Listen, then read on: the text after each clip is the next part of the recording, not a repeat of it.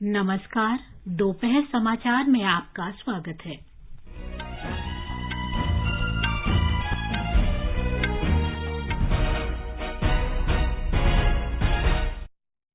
भारतीय reserve bank ने repo दर और रिवर्स रेपो दर में कोई बदलाव नहीं किया।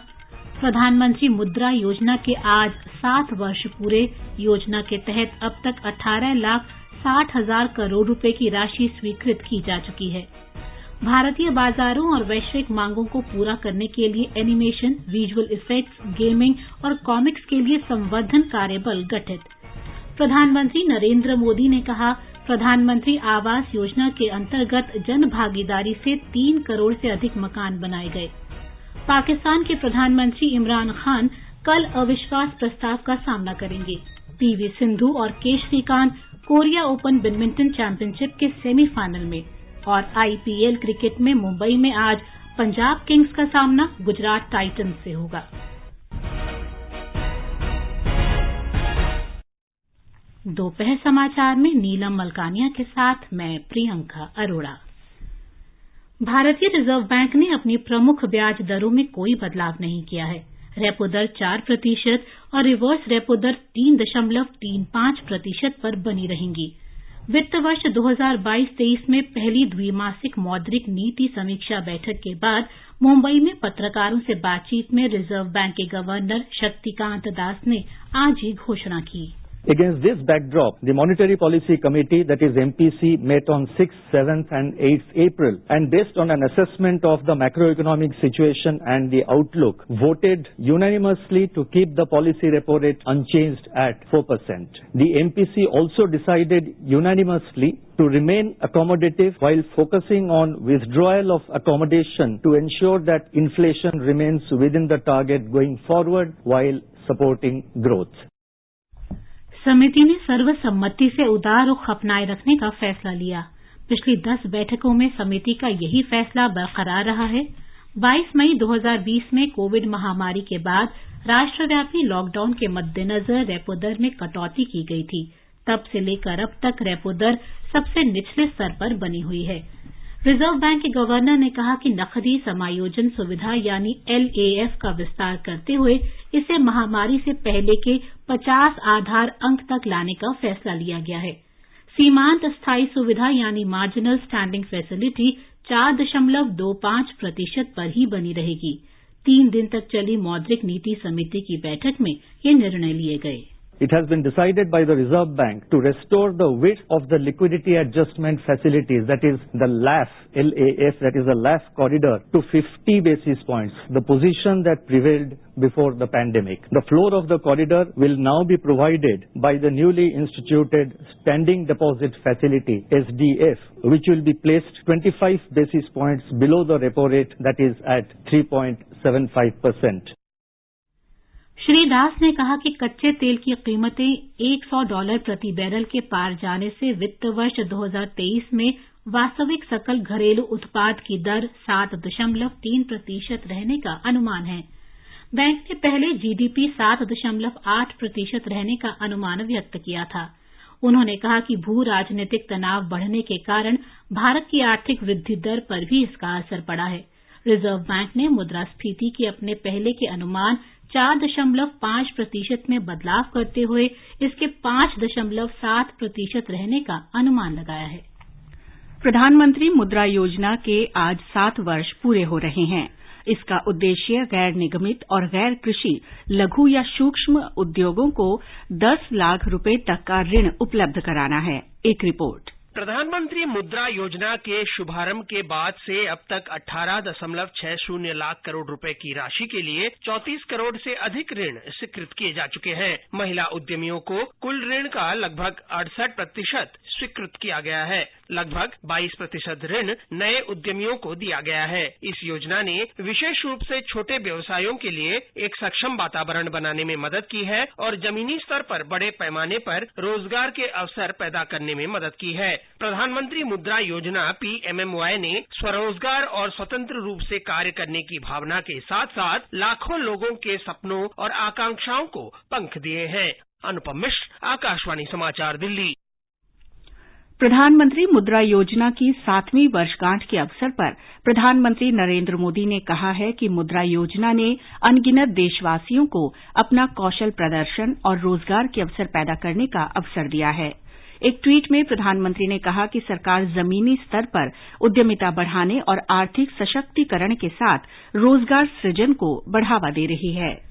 वित्त मंत्री निर्मला सीतारामन ने कहा है कि प्रधानमंत्री मुद्रा योजना के तहत स्वीकृत कुल ऋण में से 51% से अधिक ऋण अनुसूचित जाति, अनुसूचित जनजाति और अन्य पिछड़ा वर्ग के लोगों को दिया गया है। श्रीमती सीतारामन ने कहा कि सामाजिक न्याय की ये योजना प्रधानमंत्री की परिकल्पना सबका साथ, सबका विकास की सच्ची भावना के साथ चलाई जा रही है। उन्होंने कहा कि इस योजना ने विशेष रूप से छोटे व्यवसायों के लिए एक अनुकूल माहौल बनाने और जमीनी स्तर पर बड़ी संख्या में रोजगार के अवसर पैदा करने में मदद की है। वित्त राज्य मंत्री डॉक्टर भागवत कराड़ ने कहा कि प्रधानमंत्री मुद्रा योजना शुरू करने के पीछे प्रेरणा शक्ति सूक्ष्म, लघु और मध्यम उद्यमों को बिना किसी परेशानी और बाधा के संस्थागत ऋण प्रदान करना है। उन्होंने कहा कि योजना नीति आयोग द्वारा चिन्हित महत्वाकांक्षी जिलों के लाभार्थियों की बढ़ती संख्या को ऋण देने में सक्षम रही है। ये समाचार हमारी वेबसाइट newsonair.com/hindi और हमारे mobile app news on AIR पर भी उपलब्ध हैं। सुनो ना, हाँ? सोच रहा हूँ अपना बिजनेस क्यों न बढ़ा लूं। तो रोका किसने है? हाँ? रोका तो किसी ने नहीं, पर समझ नहीं आ रहा कि मदद किससे मांगूं। मुझसे। तुमसे? तो अच्छा बताओ फिर। आकाशवाणी है ना, मैंने सुना है उसका नेटवर्क देश भर में फैला है। पर उससे मेरा क्या फायदा?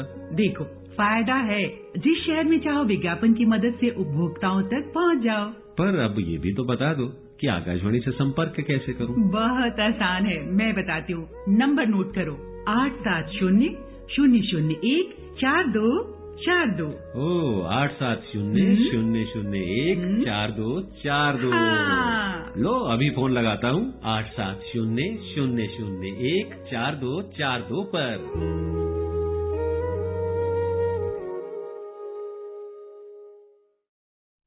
दोपहर समाचार में आपका फिर स्वागत है।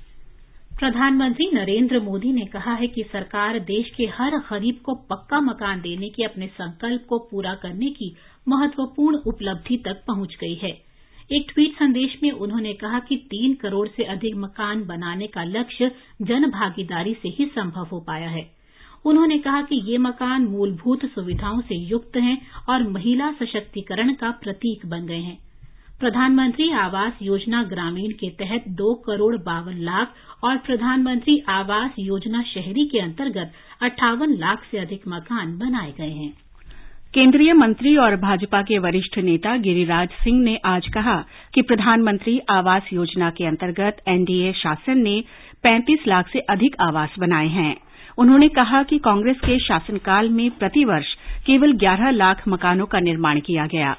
नई दिल्ली में एक संवाददाता सम्मेलन को संबोधित करते हुए श्री सिंह ने कहा कि एनडीए सरकार ने पिछले 8 वर्षों में 2 करोड़ 50 लाख से अधिक आवासों का निर्माण किया है। कांग्रेस के पिछले 60 साल के कार्यकाल में इंदिरा गांधी आवास योजना के अंतर्गत केवल 3 करोड़ 26 लाख मकान बनाए गए थे। देखिए, मोदी ने कहा था 2016 में कि हम सबको आवास देंगे, तो हमने 4 करोड़ 3 लाख सोशियो इकोनॉमिक का सेंसस 2011 के तहत हमने उसको चिन्हित किया और राज्यों को भेजा। राज्यों ने उसे 2 करोड़ 95 लाख कहा कि ये पात्र इतने ही बचे हैं। एक पैरामीटर था सोशियो इकोनॉमिक का सेंसस का, और उस अनुपात में हमने 2 करोड़ 95 लाख को कैबिनेट से पास किया और उसी लक्ष्य को पूरा करने का, और 74 लाख हमने पुराने आवास जो इंदिरा आवास के नाम से जाने जाता था, जो लोग नहीं बन पाए थे, उसको हमने बनाने का। भारतीय जनता पार्टी इस महीने की 20 तारीख तक सामाजिक न्याय पखवाड़ा मना रही है। आज का दिन प्रधानमंत्री आवास योजना को समर्पित है। नई दिल्ली में पार्टी नेता और केंद्रीय स्वास्थ्य राज्य मंत्री डॉक्टर भारती प्रवीण पवार ने बताया कि आयुष्मान भारत योजना स्वास्थ्य योजनाओं को गांवों तक पहुंचाने में काफी सहायक रही है। योजना के अंतर्गत स्वास्थ्य और देखभाल केंद्र स्थापित किए गए हैं और इनमें लोग स्वास्थ्य की जांच के साथ चिकित्सकीय परामर्श भी ले रहे हैं। पार्टी प्रवक्ता संबित पात्रा ने बताया कि अपने 42वें स्थापना दिवस को मनाते हुए पार्टी पखवाड़े के दौरान हर दिन अलग अलग योजनाओं पर ध्यान केंद्रित कर रही है। उन्होंने कहा कि केंद्रीय मंत्री और पार्टी अधिकारी इस पखवाड़े के दौरान देश के विभिन्न जिलों में जाकर वहां विभिन्न योजनाओं के अंतर्गत हुई प्रगति का जायजा लेंगे। आगे बढ़ने से पहले मुख्य समाचारों पर एक नजर। भारतीय रिजर्व बैंक ने रेपो दर और रिवर्स रेपो दर में कोई बदलाव नहीं किया। प्रधानमंत्री मुद्रा योजना के आज 7 वर्ष पूरे। योजना के अंतर्गत अब तक 18,60,000 करोड़ रुपए की राशि स्वीकृत की जा चुकी है। भारतीय बाजारों और वैश्विक मांग को पूरा करने के लिए एनिमेशन, विजुअल इफेक्ट्स, गेमिंग और कॉमिक्स के लिए संवर्धन कार्यबल गठित। प्रधानमंत्री नरेंद्र मोदी ने कहा, प्रधानमंत्री आवास योजना के अंतर्गत जन भागीदारी से 3 करोड़ से अधिक मकान बनाए गए। पाकिस्तान के प्रधानमंत्री इमरान खान कल अविश्वास प्रस्ताव का सामना करेंगे। पीवी सिंधु और Kidambi Srikanth Korea Open badminton championship के सेमीफाइनल में और आईपीएल क्रिकेट में मुंबई में आज पंजाब किंग्स का सामना गुजरात टाइटंस से होगा। असम में गुवाहाटी में कल होने वाली राष्ट्रमंडल संसदीय संघ सीपीए की कार्यकारी समिति की अर्धवार्षिक बैठक की सभी तैयारियां पूरी कर ली गई हैं। विधानसभा अध्यक्ष बिस्वजीत दैमारी ने बताया कि ये बैठक देश में पहली बार हो रही है। इंडिया में कभी नहीं हुआ था और ये प्रथम हो रहा है और हम भाग्यशाली है कि असम विधानसभा की ओर से इसको अभी हम लोग होस्ट करने के लिए मौका मिल रहा है। दूसरी बात, इसके साथ हमारे लोकसभा के स्पीकर सम्मानीय ओम बिरला जी ने जो इंडिया रीजन का कॉमनवेल्थ पार्लियामेंट्री एसोसिएशन है, इसका कॉन्फ्रेंस भी हमको एक साथ ये ही अनुष्ठित करने के लिए जिम्मेदारी दी है। तो एक ही साथ 9 दोस्त को ये कॉमनवेल्थ पार्लियामेंट्री एसोसिएशन ये होगा, इसका एक्सको मीटिंग, और 11-12 को आपका India region Commonwealth parliamentary association का होगा। श्री दैमारी ने बताया कि 2 दिन की इस बैठक में राष्ट्रमंडल संसदीय संघ के सभी 9 क्षेत्रों के प्रतिनिधि भाग लेंगे। उन्होंने कहा कि लोकसभा अध्यक्ष ओम बिड़ला अन्य गणमान्य व्यक्तियों के साथ इस बैठक में शामिल होंगे। सीपीए ने संसद सदस्यों और अधिकारियों के बीच विचार साझा करने के लिए एक मंच प्रदान किया है। विदेश मंत्री एस जयशंकर और रक्षा मंत्री राजनाथ सिंह 11 अप्रैल को वाशिंगटन में भारत और अमेरिका के बीच विदेश और रक्षा मंत्री स्तर की बातचीत करेंगे। इस 2+2 संवाद में श्री जयशंकर और श्री राजनाथ सिंह भारतीय शिष्टमंडल का नेतृत्व करेंगे, जबकि अमरीकी शिष्टमंडल का नेतृत्व अमरीका के विदेश मंत्री एंटनी ब्लिंकेन और रक्षा मंत्री लॉयड ऑस्टिन करेंगे। विदेश मंत्रालय के प्रवक्ता अरिंदम बागची ने कल शाम नई दिल्ली में संवाददाताओं को बताया कि इस बातचीत से दोनों देशों को विदेश नीति, रक्षा और सुरक्षा से संबंधित द्विपक्षीय एजेंडे की व्यापक समीक्षा के अलावा महत्वपूर्ण क्षेत्रीय और वैश्विक घटनाक्रमों पर भी विचार विमर्श करने का अवसर मिलेगा। सरकार ने एनिमेशन, विजुअल इफेक्ट्स, गेमिंग और कॉमिक्स यानी एवीजीसी को प्रोत्साहन देने के लिए एक कार्यबल का गठन किया है। ये कार्यबल भारतीय बाजारों के क्षमता निर्माण के तौर तरीकों और वैश्विक मांग को पूरा करने के लिए सुझाव देगा। भारत में एवीजीसी क्षेत्र में पथ प्रदर्शक बनने की अपार क्षमता है। इससे प्रतिवर्ष 1,60,000 से अधिक नए रोजगार सृजित होंगे। कार्यबल में कर्नाटक, महाराष्ट्र और तेलंगाना की सरकारों और अखिल भारतीय तकनीकी शिक्षा परिषद, राष्ट्रीय शैक्षिक अनुसंधान तथा प्रशिक्षण परिषद और उद्योगों के प्रतिनिधियों को भी शामिल किया गया है। ये कार्यबल राष्ट्रीय एवीजीसी नीति तैयार करेगा और रोजगार के अवसरों को बढ़ावा देगा। ये एवीजीसी से संबंधित क्षेत्रों में स्नातक, स्नातकोत्तर और डॉक्टरेट पाठ्यक्रमों के लिए राष्ट्रीय पाठ्यक्रम के स्वरूप की सिफारिश करेगा। टास्क फोर्स 90 दिनों के भीतर अपनी पहली कार्य योजना प्रस्तुत करेगी। वर्ष 2021-22 में भारत का कृषि निर्यात 50 अरब अमरीकी डॉलर के उच्च स्तर पर रहा, जो 2020-21 में करीब 41 अरब अमरीकी डॉलर की तुलना में अधिक है। वाणिज्य और उद्योग मंत्रालय के अनुसार कृषि निर्यात का ये अब तक का उच्चतम स्तर है। हमारे संवाददाता ने खबर दी है कि कोविड के कारण मुख्य खाद्यान्नों की मांग में वृद्धि हुई है और इससे कृषि निर्यात बढ़ाने के अवसरों में भी वृद्धि होगी। 2021-22 में चावल, गेहूं और चीनी का अब तक का सबसे अधिक निर्यात किया गया। गेहूं के निर्यात में अप्रत्याशित 273% की वृद्धि दर्ज की गई। 2020-21 में जहां गेहूं का निर्यात $568 मिलियन का था, वहीं 2021-22 में यह 4 गुना बढ़कर $2,119 मिलियन का हो गया। इन उत्पादों के निर्यात में हुई वृद्धि से पंजाब, हरियाणा, उत्तर प्रदेश, बिहार, पश्चिम बंगाल, छत्तीसगढ़, मध्य प्रदेश, तेलंगाना, आंध्र प्रदेश और महाराष्ट्र जैसे राज्यों के किसानों को लाभ हुआ है। चावल बाजार में वैश्विक स्तर पर भारत की हिस्सेदारी 50% से अधिक हो गई है। दीपेंद्र कुमार, आकाशवाणी समाचार, दिल्ली। रूस यूक्रेन युद्ध के मौजूदा संकट के दौरान गेहूं और अन्य खाद्यान्नों की आपूर्ति के लिए दुनिया के देशों की निगाह भारत पर टिकी हुई है। भारत ने शंघाई सहयोग संगठन के देशों का आह्वान किया है कि वे लोगों के लिए भोजन, सस्ती स्वास्थ्य सेवा और ऊर्जा सुनिश्चित करने जैसी आम चुनौतियों का किफायती वैज्ञानिक समाधान खोजने के लिए मिलकर काम करें। वीडियो कॉन्फ्रेंस में शंघाई सहयोग संगठन की बैठक को संबोधित करते हुए विज्ञान और प्रौद्योगिकी मंत्री डॉक्टर जितेंद्र सिंह ने जलवायु परिवर्तन और जैव विविधता से होने वाले नुकसान जैसी पर्यावरणीय समस्याओं की उभरती चुनौतियों का मिलकर समाधान खोजने का आग्रह किया। उन्होंने कहा कि भारत ने पिछले 7 वर्षों में अनुसंधान और विकास पर दोगुना खर्च किया है। केंद्र शासित प्रदेश जम्मू कश्मीर में कश्मीर घाटी अपने प्राकृतिक सौंदर्य, बर्फ से ढके पहाड़ों, भरपूर वन्य जीवन और स्थानीय हस्तशिल्प के लिए विश्व प्रसिद्ध है। पर्यटन को बढ़ावा देने और दुनिया भर में कश्मीर की प्राकृतिक सुंदरता के प्रति लोगों को आकर्षित करने के लिए उपराज्यपाल मनोज सिन्हा के नेतृत्व में जम्मू कश्मीर सरकार पर्यटन उद्योग को बढ़ावा देने में कोई कसर नहीं छोड़ रही है।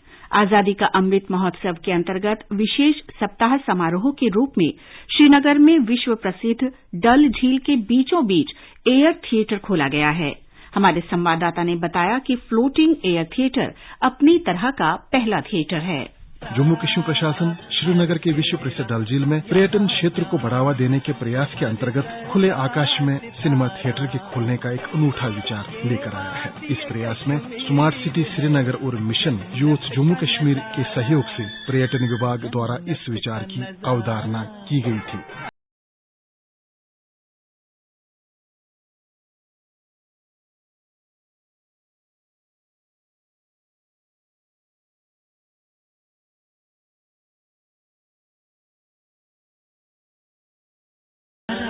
इस ओपन थिएटर का उद्घाटन हाल ही में मुख्य सचिव अरुण कुमार मेहता द्वारा एक प्रसिद्ध हिंदी फिल्म कश्मीर की कली की स्क्रीनिंग के साथ किया गया, जिससे पर्यटकों ने शिकारे में बैठकर देखा और काफी हद तक आनंदित हुए। आकाशवाणी समाचार के लिए श्रीनगर से मैं सुनील कोल। जन्नत का नजारा। ये समाचार आकाशवाणी से प्रसारित किए जा रहे हैं। ताजा समाचार जानने के लिए आप हमारे Twitter handle @AIR News Hindi को फॉलो कर सकते हैं। कॉम्पिटिटिव एग्जाम्स की तैयारी कर रहे परीक्षार्थियों के लिए एक विशेष कार्यक्रम अभ्यास। आपके होंगे सवाल और हमारे विशेषज्ञ देंगे उसका जवाब। आप अपने सवाल रिकॉर्ड कर हमें भेजें व्हाट्सएप नंबर 9289094044 पर या फिर ईमेल करें abhyas.airnews@gmail.com पर। आपका अभ्यास हमारा प्रयास।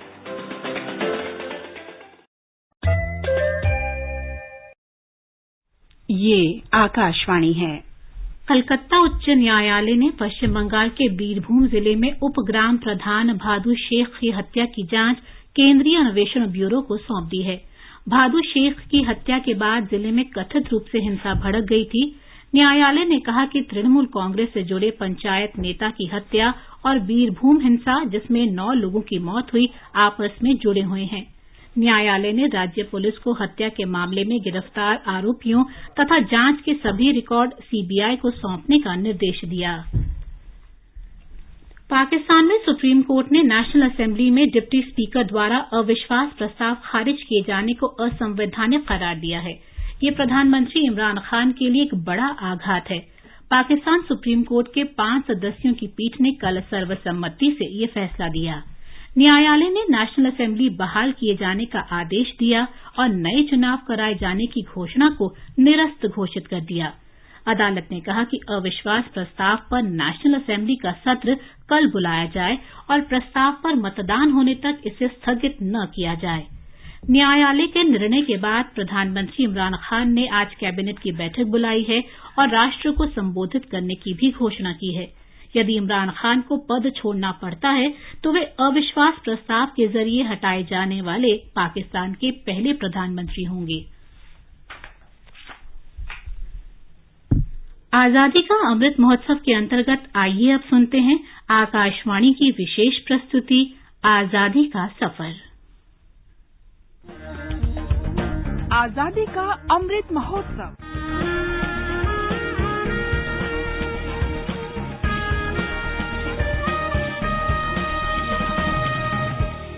आजादी का सफर आकाशवाणी समाचार के संग एक राष्ट्र का उदय। भारत का गौरवशाली स्वतंत्रता संग्राम आधुनिक विश्व में घटित महानतम संघर्षों में से एक है। आकाशवाणी समाचार हर रोज लेकर आता है आपके लिए इसी स्वतंत्रता आंदोलन की एक झलक।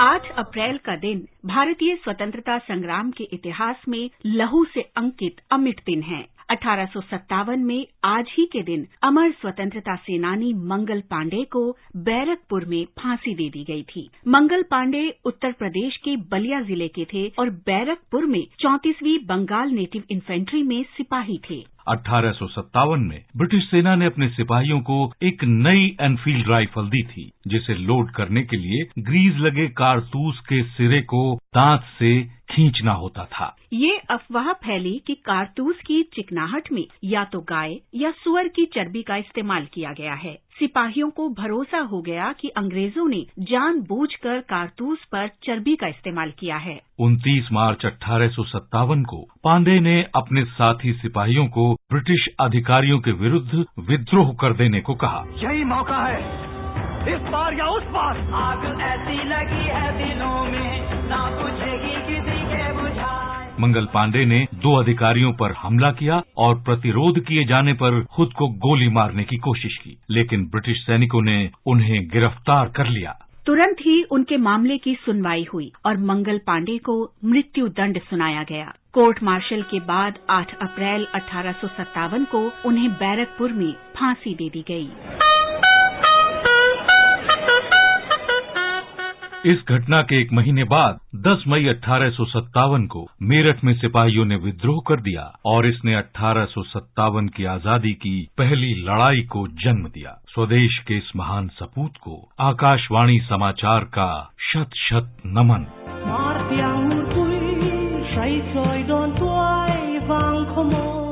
आज हम साहसी और निर्भीक मिजो स्वतंत्रता सेनानी रोपुइलियानी को भी श्रद्धांजलि अर्पित कर रहे हैं। महान मिजो चीफ लाल सावुंगा की पुत्री रोपुइलियानी का जन्म 1828 में हुआ था। उनका विवाह दक्षिण लुशई पहाड़ियों के मुखिया वांडुला से हुआ था। सन 1890 की शुरुआत में ब्रिटिश सेना ने कुछ मिजो इलाकों पर कब्जा करना शुरू कर दिया था। हालांकि मिजो प्रमुखों ने ब्रिटिश सेना का आधिपत्य स्वीकार नहीं किया। रोपुइलियानी ने अपने पति की मृत्यु के बाद प्रमुख के अधिकार अपने हाथों में ले लिए और अपने गांव रालवांग से शासन शुरू कर दिया। उन्होंने ब्रिटिश अधिकारियों को चुनौती दी और लोगों को अंग्रेजों का आदेश ठुकराने के लिए प्रोत्साहित किया। उन्होंने लोगों से कहा, आप सबने अंग्रेजों के सामने घुटने टेक दिए हैं, लेकिन मैं लाल सावुंगा की पुत्री यहाँ डटी हूँ। हम कभी भी विदेशी शासकों के समक्ष समर्पण नहीं करेंगे। रोपुइलियानी अंग्रेजों के विरुद्ध मिजो विद्रोह का शक्तिपुंज और मिजो लोगों को एकजुट करने का प्रतीक बन गई।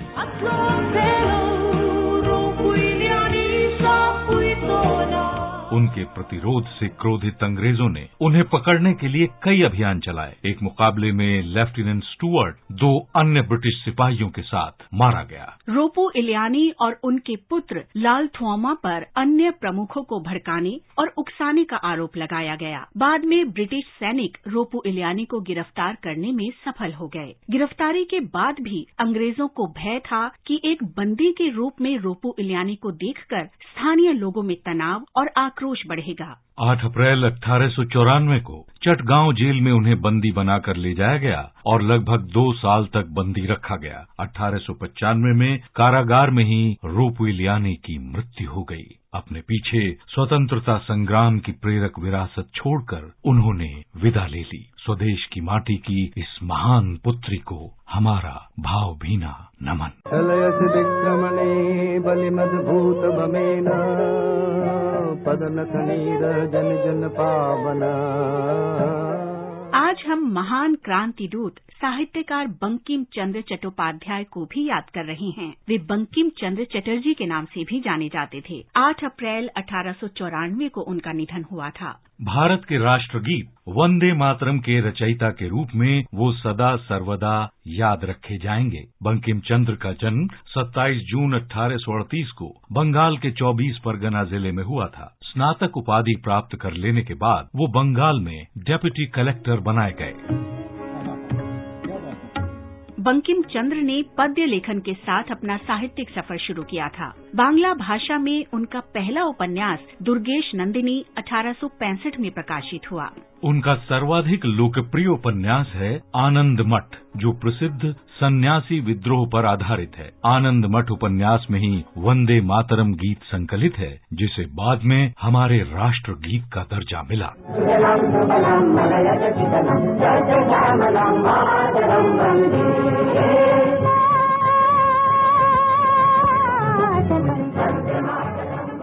बंकिम चंद्र अपनी साहित्यिक कृतियों और अभियानों से बांग्ला भाषी लोगों की बौद्धिकता को उद्वेलित कर बंगाल में सांस्कृतिक पुनर्जागरण लाना चाहते थे। उनके उपन्यास देश की लगभग सभी प्रमुख भाषाओं में अनुदित हुए। 8 अप्रैल 1894 को बंकिम चंद्र का निधन हो गया। इस महान राष्ट्रवादी साहित्यकार को हमारा शत शत नमन। आजादी का सफर आकाशवाणी समाचार की संग श्रृंखला की ये कड़ी यहीं संपन्न होती है। कल फिर मिलेंगे अगली कड़ी के साथ।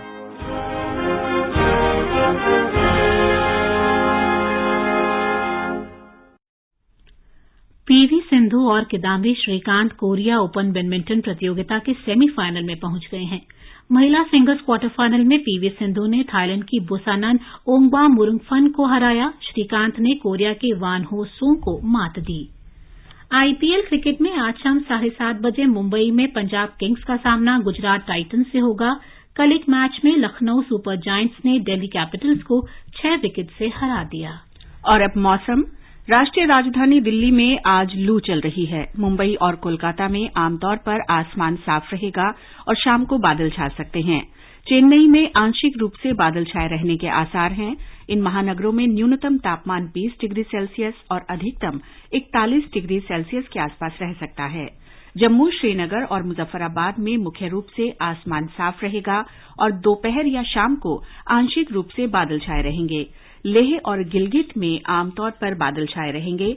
इन शहरों में न्यूनतम तापमान 4 डिग्री और अधिकतम तापमान 37 डिग्री सेल्सियस के बीच रहने का अनुमान है। गुवाहाटी, शिलंग, कोहिमा, ईटानगर और गंगटोक में आमतौर पर बादल छाए रहेंगे और 1 या 2 बार हल्की बारिश या गरज के साथ बूंदाबांदी हो सकती है। इम्फाल और आइजोल में आंशिक रूप से बादल छाए रहेंगे। अगरतला में कोहरा छा सकता है। इन शहरों में न्यूनतम तापमान 13 और 36 डिग्री सेल्सियस के बीच रहने की संभावना है। सैन्य आयुध कोर आज अपना 247वां स्थापना दिवस मना रहा है। आयुध सेवा महानिदेशक लेफ्टिनेंट जनरल RKS कुशवाहा ने आकाशवाणी के साथ विशेष बातचीत में कहा कि आयुध कोर ने हाल के समय में आधुनिकीकरण और प्रौद्योगिकी के क्षेत्र में महत्वपूर्ण प्रगति की है। और अंत में मुख्य समाचार एक बार फिर। भारतीय रिजर्व बैंक ने रेपो दर और रिवर्स रेपो दर में कोई बदलाव नहीं किया। प्रधानमंत्री मुद्रा योजना के आज 7 वर्ष पूरे। योजना के तहत अब तक 18,60,000 करोड़ रुपए की राशि स्वीकृत की जा चुकी है।